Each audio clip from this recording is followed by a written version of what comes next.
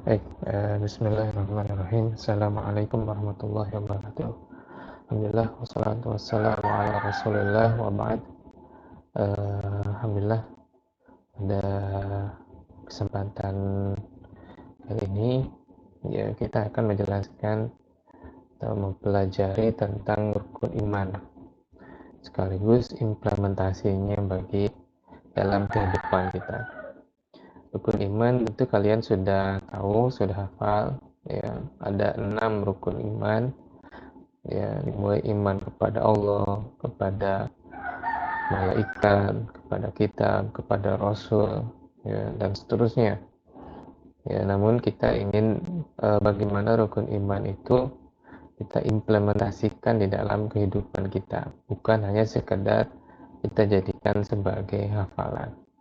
Baik, apa itu rukun iman? Ini kita pahami dengan baik ya. Rukun itu dalam bahasa Arab artinya penopang ya, dasar pondasi yang kuat. Jadi kalau misalnya eh, apa kursi, maka kaki kursi itu adalah rukunnya ya, yang kalau dihilangkan salah satu rukunnya maka kursi itu akan goyang. Begitu juga dengan rukun iman ya. Iman artinya ya bukan hanya sekedar percaya di dalam ajaran Islam, tapi iman adalah apa yang diyakini oleh hati, ya dibenarkan oleh lisan, diucapkan oleh lisan, diikrarkan oleh lisan, dan dibuktikan dengan perbuatan, ya diamalkan dengan anggota tubuh. Ya, maka dalam hadis iman itu bukan cuma angan-angan. Ya, laisal iman bitamanni, walakin ma waqara fil qalbi, tapi apa yang dia menguat di dalam hati, wasaddaqahul amal, dan dibenarkan dengan amal perbuatan. Maka kalau kita kembali pada Al-Quran, Al-Quran memerintahkan kita ya untuk ikhlas ya dalam kita beriman kepada Allah Subhanahu wa taala. Ya. Baik. Maka arti rukun iman adalah nilai-nilai dasar atau pondasi-pondasi utama ya yang mengikat keimanan seseorang. Jadi yang wajib untuk diyakini, wajib untuk diimani adalah 6 perkara. Dari mana kita menemukan 6 ini? Pertama, dalam Al-Quran disebutkan ada 5 ya, dalam surat Al-Baqarah 177 ya, Al-Baqarah 285, surat Al-Imran 136 ya, dan surat Al-Imran 78 79 itu menyebutkan ya ada 5 rukun iman ditambah dengan ya di situ disebutkan iman kepada Allah, pada malaikat, kepada kitab, kepada rasul, dan kepada hari akhir. Dan kemudian iman kepada qada dan qadar itu disebutkan di dalam hadis yang diriwayatkan oleh Umar bin Khattab ya, yang disebutkan oleh Imam Muslim. Ketika Rasul ditanya, beritahukan kepadaku apa itu iman, Rasulullah menjawabnya ya dengan rukun iman yang 6 perkara. Rukun iman ini tidak boleh diganti, tidak boleh ditambah, tidak boleh dikurangi. Ya, kalau ada ya kelompok yang menambahkan atau mengurangi ya atau merubah rukun iman, maka dia bukan termasuk Ahlussunnah wal Jamaah. Ya, contohnya adalah dan Syiah misalnya yang rukun imannya ada 10 ya atau lebih. Atau kemudian Ahmadiyah yang menambahkan kewajiban beriman kepada Mirza Ghulam Ahmad sebagai nabi yang terakhir ya. Dia telah merubah rukun iman. Baik, ya apa saja rukun iman yang 6 tentu kalian sudah tahu ya. Pertama adalah iman kepada Allah. Iman kepada Allah apa saja? Mengimani wujud Allah ya, mengimani kalau Allah itu ada. Dari mana? Ada 4 bukti kalau Allah itu ada ya. Pertama, dari fitrah manusia. Manusia ketika dalam keadaan yang terdesak, dia pasti akan berdoa kepada Tuhan ya. Andaikan ada seorang yang ateis misalnya, tidak yakin atau mengingkari adanya Tuhan, kemudian dia dalam kondisi yang terdesak, begitu terdesak, tidak ada yang dapat menolongnya. Misalnya ketika dia naik perahu, tiba-tiba perahunya tenggelam, dia akan berdoa. Berdoa kepada siapa? Berdoa kepada Tuhan. Ya, artinya apa? Artinya bahwa keimanan yang meyakini adanya Allah itu adalah bagian dari fitrah manusia. Kemudian secara akal, ya kita juga melihat tidak mungkin alam semesta ini terjadi dengan sendirinya. Pasti ada yang menciptakan. Ya, tidak mungkin semua alam semesta ini semua terjadi sendirinya begitu saja. Ya, dan kita juga tidak percaya kalau ada orang yang bilang misalnya ada HP tercipta dengan sendirinya. Ya, tidak mungkin bisa. Ya, apalagi alam semesta yang besar seperti ini. Ya, ini bukti secara akal. Ya, secara syar'i kita bisa melihat ayat-ayat dan hadis-hadis ya yang menegaskan ya keberadaan Allah Subhanahu wa taala. Ya, kemudian dari Al-Qur'an juga kita bisa melihat bahwa Al-Qur'an itu bukan perkataan manusia. Kalau bukan perkataan manusia, siapa yang dapat membuat ya kitab yang begitu indah, yang tersusun, yang rapi dan kemudian berisi informasi-informasi yang valid? Siapa? Ya, maka Allah Subhanahu wa taala ya adalah jawabannya. Kemudian secara indrawi kita bisa merasakan keberadaan Allah. Kapan itu? Ya, bukan dengan kita melihat, bukan dengan kita mendengar, tapi saat kita berdoa. Saat kita berdoa, ya, kemudian doa kita dikabulkan persis dengan apa yang kita minta. Siapa yang mengabulkan doa? Ya, tentu Allah Subhanahu wa taala. Ya, bukan semesta, bukan. Yang mengabulkan doa adalah Allah Subhanahu wa taala.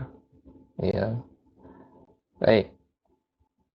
Kemudian ya ini kalian sudah belajar iman kepada rububiyah Allah, mengimani uluhiyah Allah, mengimani asma wa sifat Allah Subhanahu wa taala. Ya, kemarin sudah dipelajari, ya ketika kalian mempelajari ya tauhid, ya. Mengimani rububiyah, meyakini Allah yang menciptakan, yang memiliki, yang memelihara, yang berizki, dan yang mengatur dan memerintahkan kita. Ya. Kemudian uluhiyahnya, meyakini Allah sebagai satunya yang disembah, diibadahi, ya, dengan penuh kecintaan dan penuh pengagungan. Ya, dan kita tidak menyembah kepada selain Allah. Sesuatu yang disembah selain Allah adalah batil. Ya, itu. Bahkan orang-orang musyrik pun pada hakikatnya mereka mengakui Allah sebagai Rabb. Ya, tapi mereka yang menyekutukan Allah dalam ibadahnya. Kemudian meyakini asma sifat Allah Subhanahu wa taala, ya, jadi meyakini Allah dengan nama-nama dan sifat-sifatnya dan mengagungkannya, tidak menyamakannya dengan makhluk. Lalu apa implementasinya iman kepada Allah ini? Dan kita beriman kepada Allah, maka ya kita akan meyakini semua ketentuan-ketentuan Allah Subhanahu wa taala. Ya, tadi dan rububiyahnya kita yakin ya bahwa Allah yang mengatur kita semua, dan uluhiyahnya kita beribadah berdoa hanya kepada Allah dengan asma sifatnya. Ya, kita kemudian mengagungkan Allah Subhanahu wa taala, tidak menyerupakan Allah dengan makhluknya. Ya. Kemudian kita juga ya tidak mengharap, ya tidak takut, tidak menyembah melainkan hanya kepada Allah. Harapan kita hanya diberikan kepada Allah. Rasa takut kita hanya diberikan kepada Allah. Ya, kemudian ibadah kita, sujud, puasa, ya ruku kita hanya kita berikan kepada Allah Subhanahu wa taala, tidak kita berikan kepada yang lain. Ya, kemudian kita beribadah dan beramal dengan ikhlas. Jadi, ibadah kita, amalan kita itu hanya untuk mencari ridha Allah, bukan mencari ya perhatian dari orang lain. Ya, bukan mencari rasa senang dari orang lain, hanya untuk Allah Subhanahu wa taala. Ya, kemudian kita menjalankan perintah dan menjauhi larangan ya dari Allah Subhanahu wa taala. Baik. Kemudian selanjutnya adalah iman kepada malaikat. Nah, iman kepada malaikat ya apa saja kewajibannya? Pertama, kita wajib meyakini adanya malaikat. Ya, dari mana kita meyakini adanya malaikat? Dari ayat-ayat Al-Quran yang menjelaskan tentang para malaikat. Kemudian kita mengenal nama-nama malaikat yang diajarkan oleh Allah Subhanahu wa taala. Ya, di antara 10 nama ini semuanya ada di dalam Al-Quran, semuanya ada di dalam hadis. Ya, kecuali malaikat Israel. Ya, Israel itu Kalau di dalam Al-Quran hadisnya tidak ada. Itu dari mana? Dari Israiliyat. Ya, dan riwayat Israiliyat itu tidak bisa kita benarkan dan tidak bisa kita dustakan. Artinya kita terima saja, tapi kita tidak meyakini bahwa itu benar atau tidak.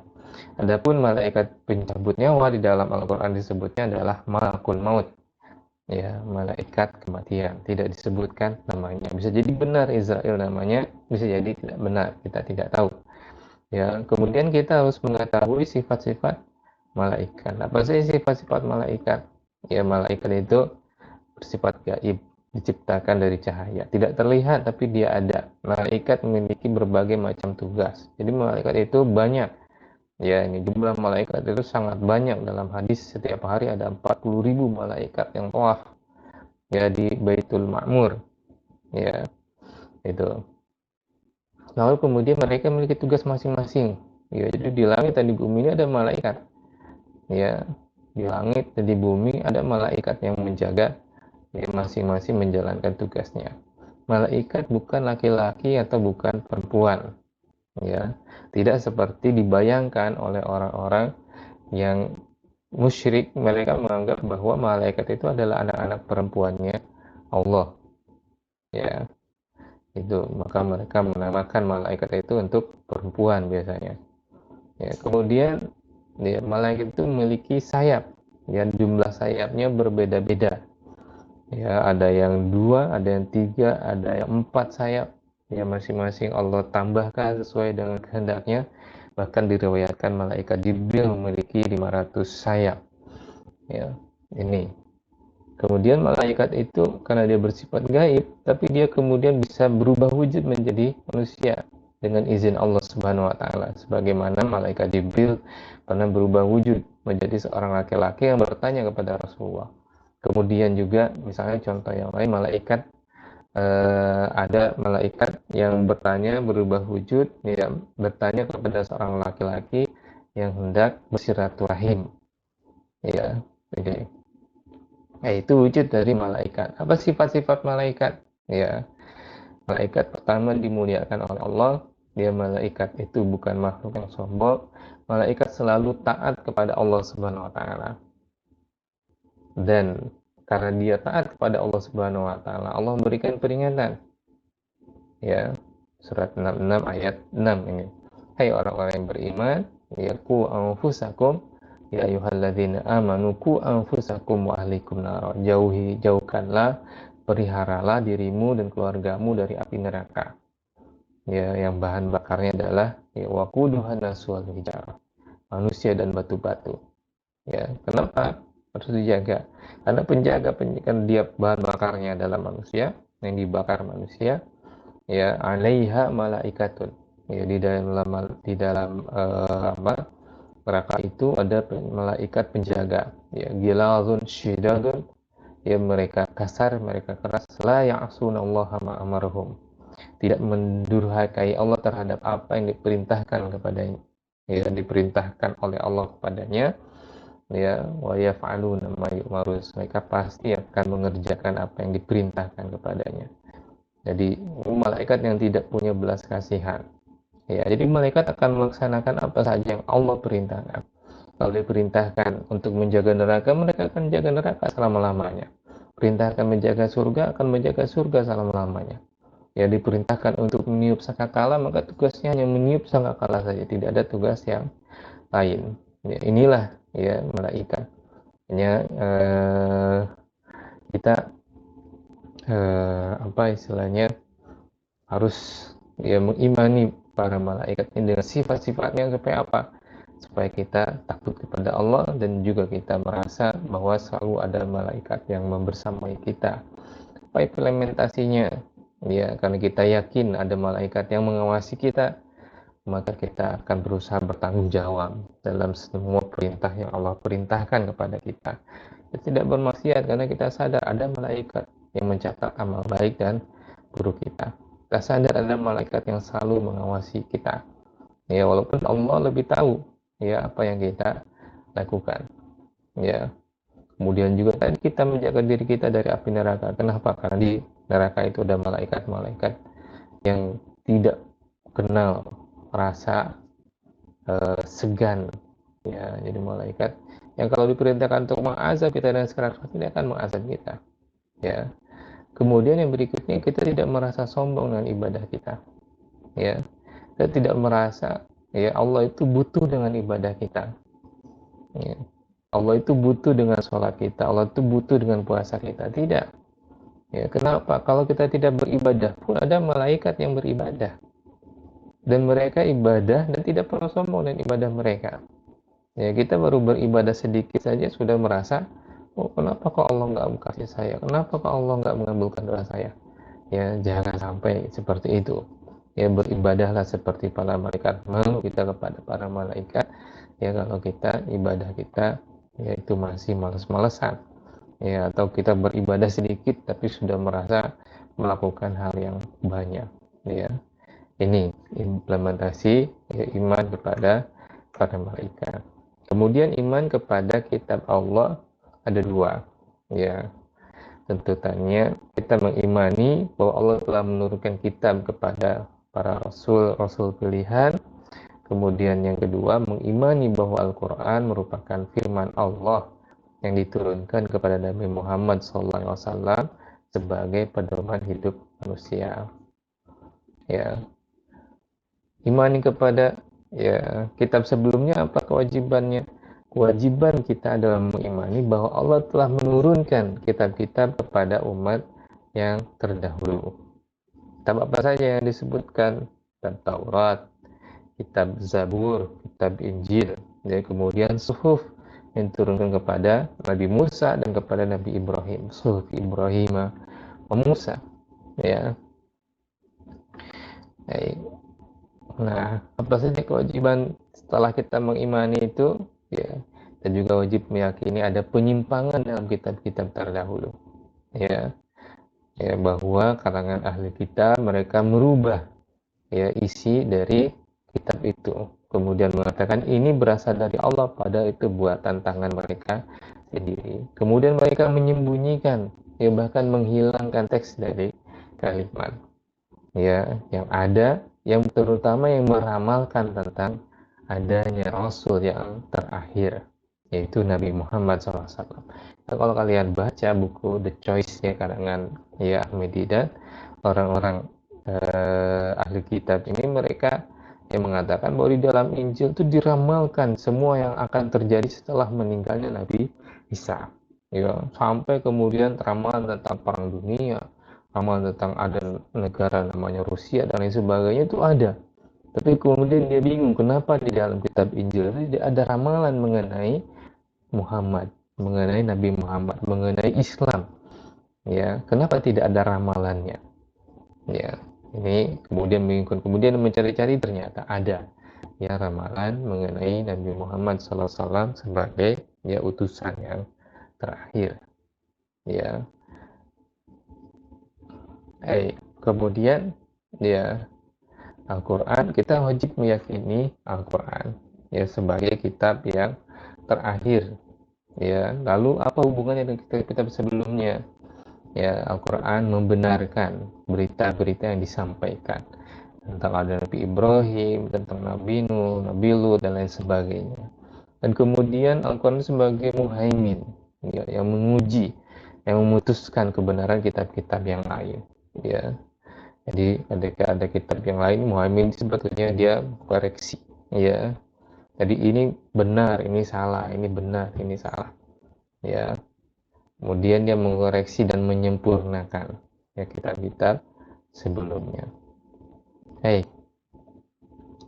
Lalu kemudian Al-Quran. Apa itu Al-Quran? Nah, ini definisi Al-Quran kalian harus hafal, ya.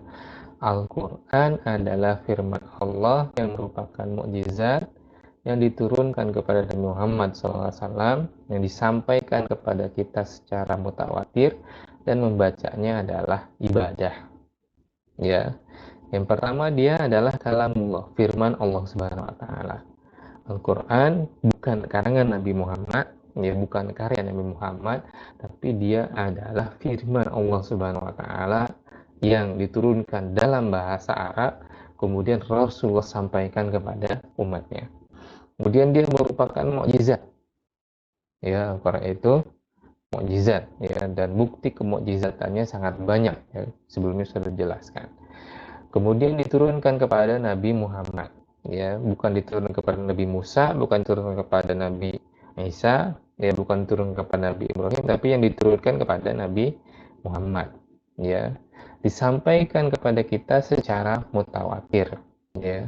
Mutawatir itu adalah riwayat yang derajatnya dia paling tinggi, riwayat yang diriwayatkan oleh banyak orang dengan, ya, lafaz yang sama, sehingga tidak mungkin ada orang, ya, tidak mungkin Al-Quran tersebut itu bohong, ya, tidak mungkin ada orang yang berbohong, ya, dalam artian karena riwayatnya semua sama dari semua orang, maka Al-Quran yang kita baca sekarang ini kita harus yakini bahwa itulah yang dibacakan oleh Rasulullah 14 abad yang lalu.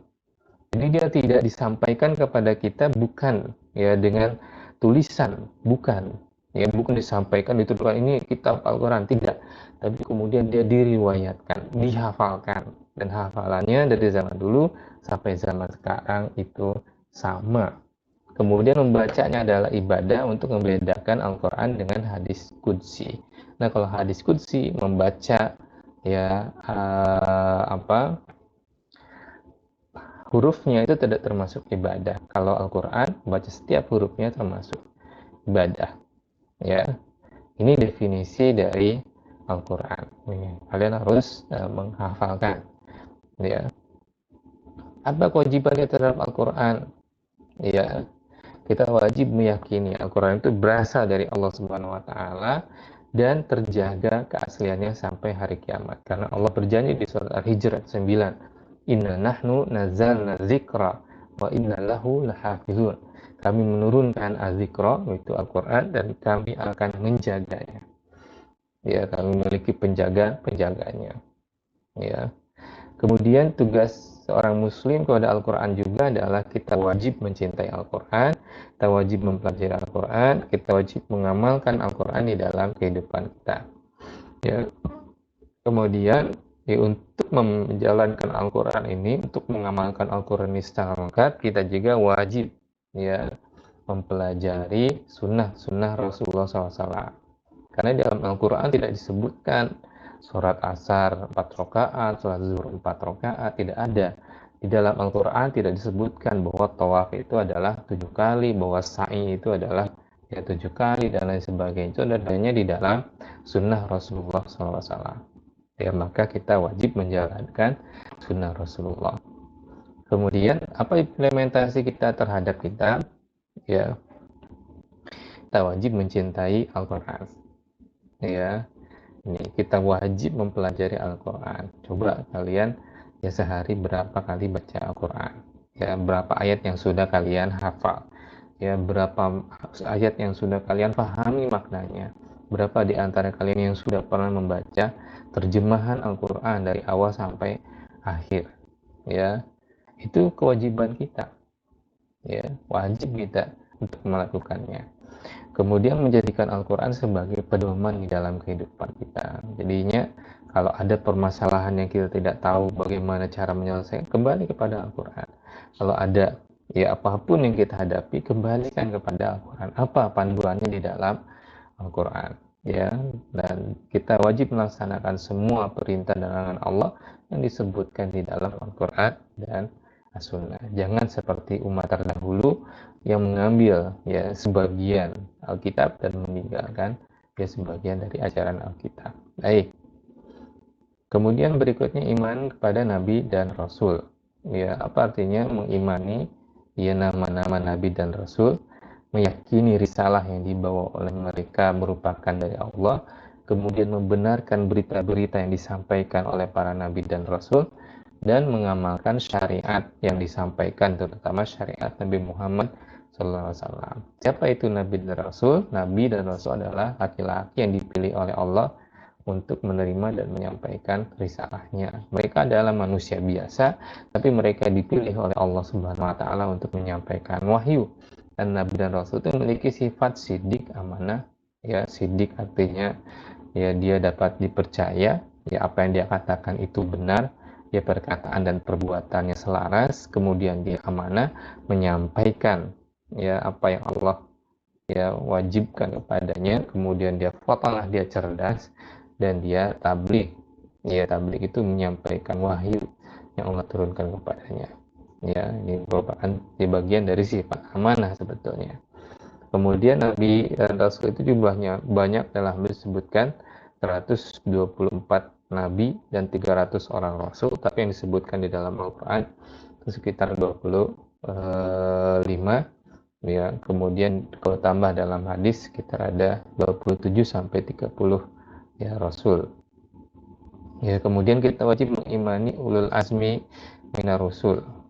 Ya, Nabi Nuh, Nabi Ibrahim, Nabi Musa, Nabi Isa, dan Nabi Muhammad ya alaihi wassalatu wassalam. Dan kita wajib meyakini Nabi Muhammad sebagai penutup. Ya, kita wajib mengimani semua Nabi dan Rasul, tidak membeda-bedakan. Ya, kemudian kita wajib mengimani Nabi Isa sebagai Nabi, bukan sebagai anak Tuhan. Kemudian kita wajib membenarkan ya ajaran mereka, dan kita wajib meneladani Nabi Muhammad SAW dan para sahabatnya, dan meyakini bahwa beliau adalah utusan yang terakhir, tidak ada nabi setelah beliau, la nabiyya ba'dah, tidak ada nabi setelah Rasulullah SAW. Ya, baik. Kemudian iman kepada hari akhir.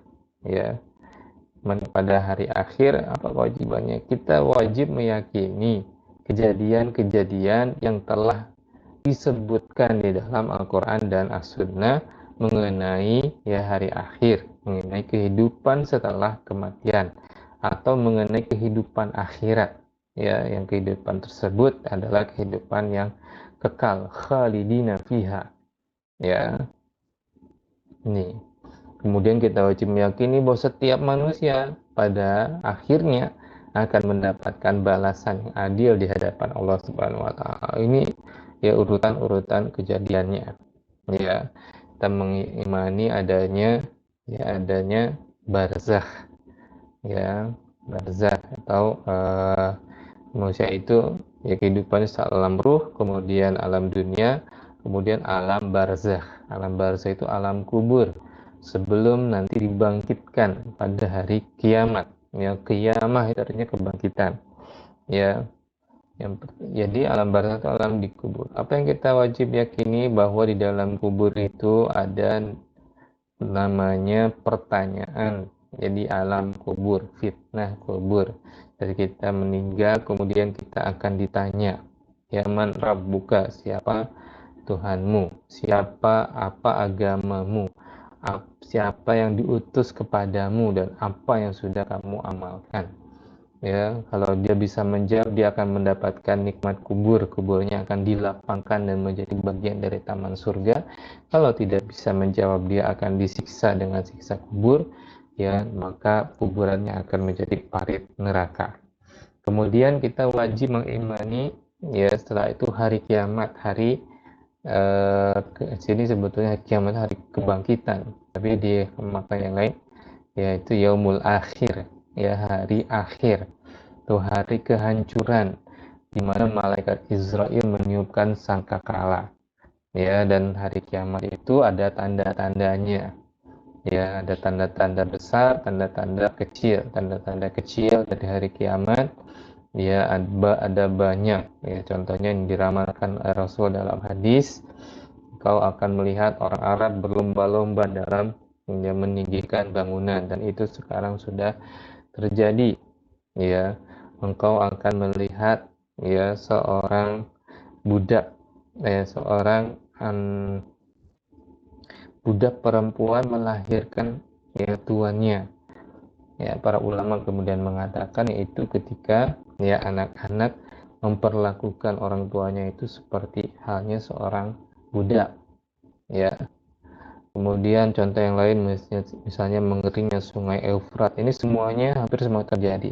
Tanda-tanda besar yang belum terjadi, dimulai dari munculnya Imam Mahdi, kemudian munculnya Dajjal, kemudian turunnya Nabi Isa, kemudian keluarnya Ya'juj dan Ma'juj. Ya, itu adalah tanda-tanda yang besar. Ya, sampai nanti matahari tenggelam dari barat. Kemudian ya kita mewajib setelah itu semua manusia hancur, ya, lalu kemudian ada ba'ats, hari kebangkitan, ketika malaikat Israel meniupkan sangkakala yang kedua, lalu manusia berkumpul di padang mahsyar tanpa menggunakan pakaian, ya tidak ada yang melihat satu sama lain, semuanya hanya mengingat amalan-amalan mereka, semuanya hanya berpikir apakah mereka masuk surga atau masuk neraka. Setelah itu manusia akan dihisab, ya hanya beberapa golongan, satu golongan saja yang tidak dihisab dan langsung masuk surga, adapun manusia yang lain semuanya dihisab oleh Allah Subhanahu wa taala. Ya, kemudian mereka akan mendapatkan jaza, ya balasan baik atau buruk yang mereka lakukan akan dibalas oleh Allah Subhanahu wa taala. Setelah itu manusia akan melewati sirat, ya, yang disebutkan rambutnya itu seperti tipisnya itu seperti ya rambut yang dibelah 7. Allah alam bisawab. Ya, jadi sangat kecil sekali, manusia melewatinya berbeda-beda. Ya, ada yang cepat seperti kilat, ada yang seperti angin, ada yang berjalan, ya, ada yang merangkap, ada yang terjatuh. Ya, di sirat tersebut, yaitu ini bukan siratul mustaqim, ya, siratul jahim. Ya, sirat yang titian yang ada di neraka, di atas neraka jahim. Kemudian setelah melewati itu manusia akan masuk surga, ya, atau mereka akan jatuh di neraka jahim, atau sebelumnya bahkan mereka sudah dilemparkan ke dalam neraka, ya. Baik, apa implementasinya? Implementasinya ya kita meyakini hari akhir, ketika kita meyakini ada balasan dari semua perbuatan manusia, maka kita akan berbuat yang sebaik-baiknya. Ya, orang yang beriman pada hari akhir adalah orang yang memiliki idealisme yang tinggi. Ya, jadi dia ingin selalu melakukan itu yang terbaik. Ya, kenapa? Karena untuk hari akhir. Kemudian dia orang yang produktif. Ya, orang yang selalu menghasilkan kebaikan di dalam setiap perbuatannya. Dia tidak meminta selalu balasan dunia. Ya, karena balasan di sisi Allah itu lebih besar. Ya, kemudian dia tidak akan pernah menghalalkan segala macam cara untuk mencapai tujuan sesaat. Ini yang kemudian merusak ya bangsa kita. Ya, karena mereka tidak beriman dengan benar kepada hari akhir. Mudah-mudahan kita ini harus banyak membaca tentang hari akhir.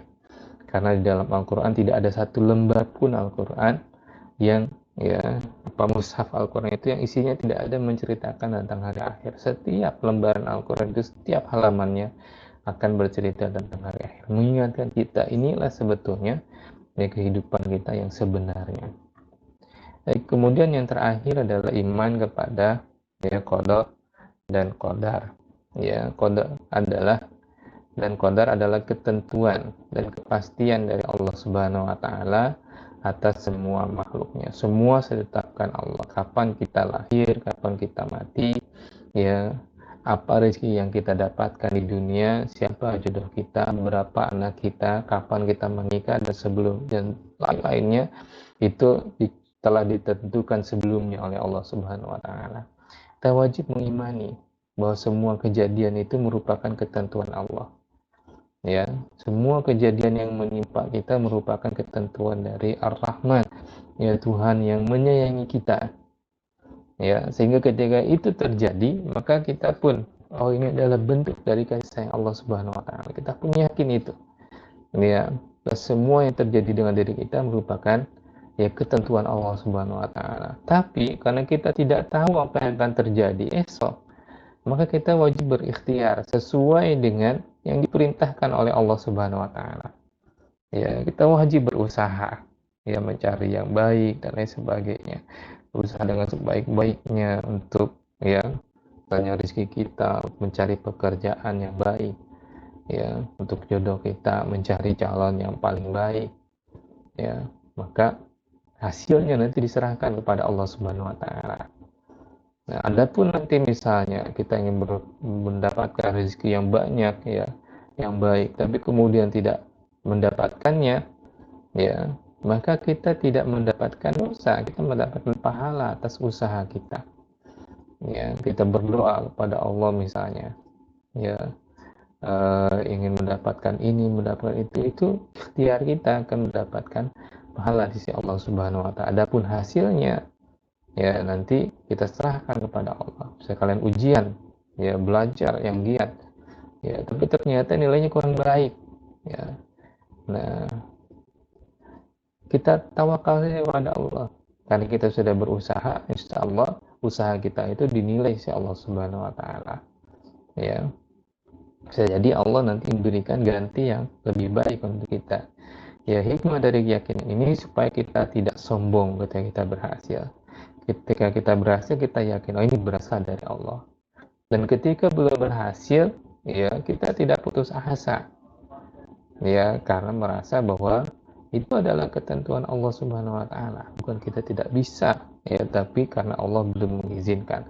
Kalau Allah mengizinkan, pasti bisa. Ya, jadi kita akan terus berharap mendekat kepada Allah Subhanahu wa taala. Ya. Gimana implementasinya? Pertama kita harus yakini dulu kalau pengetahuan Allah itu tidak terbatas, ya. Yang yang tidak dibatasi dengan masa yang akan datang, ya. Jadi pengetahuan Allah itu jauh, apa yang akan terjadi karena Allah tahu. Kemudian pengetahuan Allah tersebut dituliskan di Lauhil Mahfuz, ya, sehingga semua yang terjadi itu atas pengetahuan dari Allah Subhanahu wa taala, atas kehendak dari Allah Subhanahu wa taala.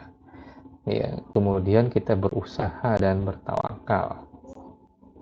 Ya, ini ya, takdir itu, ya, pembagiannya ada dua. Ya, takdir yang pasti akan terjadi, ya, dan takdir yang erat kaitannya dengan ikhtiar manusia. Ya, misalnya ya tentang kita lahir sebagai laki-laki atau perempuan. Misalnya gempa yang terjadi, kekeringan yang terjadi, kebakaran yang terjadi, ya itu di atas, ya, takdir yang tidak bisa, ya, kita rubah. Misalnya itu tiba-tiba ada gunung meletus misalnya. Kalau kebakaran dan kekeringan mungkin bisa disebabkan oleh tangan manusia. Gunung meletus misalnya, yaitu kan takdir Allah Subhanahu wa taala. Tsunami misalnya juga sama. Ya, adapun takdir yang mu'allaq, nah ini erat kaitannya dengan ikhtiar manusia. Ya, manusia namun dengan ikhtiar tidak bisa menentukan hasil. Yang menentukan hasilnya siapa? Allah. Ya, tapi Allah menilai usaha ikhtiar kita. Ya, misalnya ketika bekerja. Nah, ini. Ya kan? Hey, bahwa kita perhatikan, ya, tentang hubungannya doa ikhtiar, ya, dengan takdir. Ya, dalam surat, ya, Al-Baqarah Allah mengajarkan kita untuk berdoa, Rabbana atina fid dunya hasanah wa fil akhirati hasanah wa qina adzabannar. Ada orang-orang yang berdoa kepada Allah dengan doa tersebut. Ya Allah, berikan saya kebaikan di dunia, kebaikan di akhirat, dan jauhkan dari siksa api neraka. Ya. Kemudian ketika dikabulkan oleh Allah Subhanahu wa taala, ya, ini ketika dikabulkan oleh Allah Subhanahu wa taala, ya, doanya, ya, Allah berikan. Allah mengatakan apa? Mereka diberikan bukan karena doanya, ya, tapi karena apa yang mereka kasab, bima kasab, atas apa yang mereka usahakan, atas apa yang mereka ikhtiarkan. Tapi selain situ ada doa. Sebetulnya Allah mengabulkan doanya karena mereka berikhtiar. Ya, jadi kalau sekedar berdoa saja tidak berikhtiar, tidak ada gunanya. Ya, jadi doa kemudian harus ditindaklanjuti dengan ikhtiar, baru kemudian Allah kabulkan dari doa kita. Jadi kalau kita berdoa itu bukan berarti kita bermalas-malasan. Ya, ini adalah bagian, ya, dari iman kepada takdir. Baik, saya kira itu yang ini terkait dengan rukun iman. Ya. Lalu apa yang membatalkan dan mengurangi dan menimba keimanan? Ya, apa yang membatalkan iman? Ya, tidak yakin dengan kebenaran ajaran Islam. Ya, bahwa Islam itu benar, ekonomi Islam itu ada, hukum Islam itu ada, politik Islam itu ada. Kalau kita mengingkari ini, ya maka ini bisa membatalkan keimanan kita. Kemudian melecehkan simbol dan ajaran Islam, ya, melecehkan Al-Qur'an, misalnya menginjak Al-Qur'an ya dengan sengaja ya, atau misalnya menodai Al-Qur'an dan lain sebagainya. Ya, atau lafaz Allah ya diinjak, dirobek dan lain sebagainya.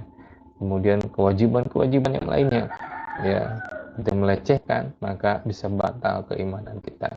Seperti disebutkan dalam surat At-Taubah ayat 64-65.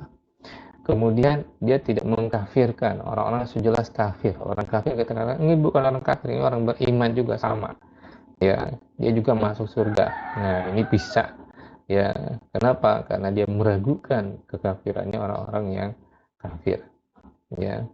Kemudian menjadikan orang kafir sebagai pemimpin, pelindung dan meninggalkan orang-orang yang beriman. Ya, yang serta memiliki integritas pribadi yang kuat.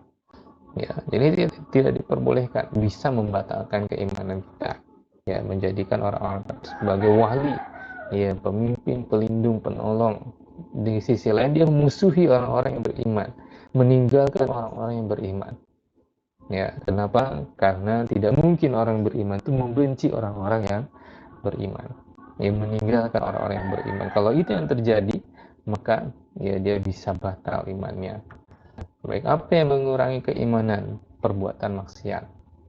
Ya, jadi kita yakin bahwa iman itu berkurang dan bertambah.